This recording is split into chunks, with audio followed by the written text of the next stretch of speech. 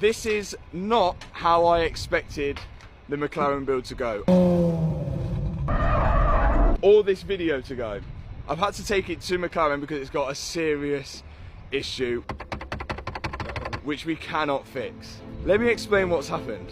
So you all know I bought this McLaren crash damage from Amsterdam, but due to the damage on the carbon, I had to retub the full car, which meant effectively building it from scratch. This is how they do it at the factory.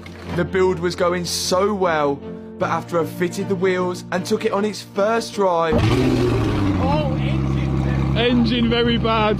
But this wasn't the issue that we took it to McLaren for. Now at the minute, the engine does run and drive. We've only got one fault code on the dash, which is an airbag fault, but as soon as you take it over around 2,000 RPM, there's a whole lot of smoke, and we need to solve that issue before something bad really happens. But I think we know what that problem is. Since we've done all the work to the McLaren, I've not been able to check the oil level. This engine doesn't have a dipstick. You have to check the oil electronically, which we've not been able to do because the suspension warning light stops you from scrolling through the dashboard. Since then, we've fixed the suspension light. But to check the oil in this car, it is so strange. So I've never known it to be like this. Why they don't just do a dipstick, I don't know. The car has to be running, then you have to scroll through the dashboard to oil. After that, you've got to apply the throttle. My foot's flat on the throttle. It's gonna hold it at 2,000 RPM for 120 seconds with potentially too much oil in it. But before that, the engine's got to get to 90 degrees centigrade. Then it will start counting down from 120 seconds. 18 seconds remaining. 15 seconds remaining, come on. There we go. All of that to say it's overfilled. Is that our problem?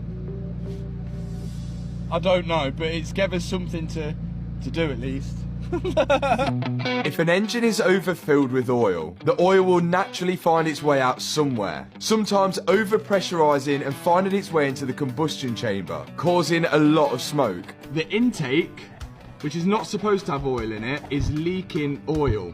Now it could be the turbo oil seals, but bearing in mind the dashboard says that the oil is overfilled, I'm going to drain some out of the engine and then go measure it all again, and hopefully it is just overfilled.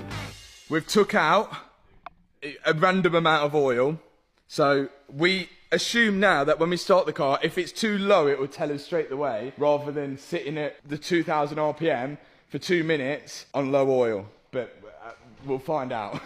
And we still don't even know whether this is going to solve the smoking issue. Okay.